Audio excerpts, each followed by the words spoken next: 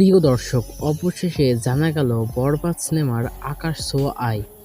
কিন্তু হঠাৎ কেন শাকিব খানের বরবাদ সিনেমা এত কোটি টাকা আয় করলো, যা শুনলে আপনারা চমকে উঠবেন। তাই তো ভিডিওটি না টেনে প্রথম থেকে শেষ পর্যন্ত দেখতে থাকুন। আর ভিডিওটি যদি আপনারা নাই দেখেন তাহলে আপনি শাকিব খানের ফ্যানই না।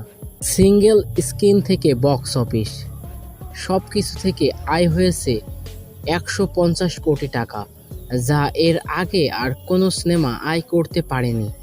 এটাই শাকিব খানের সিনেমা, যা প্রথম রেকর্ড করলো আয়ের দিক থেকে।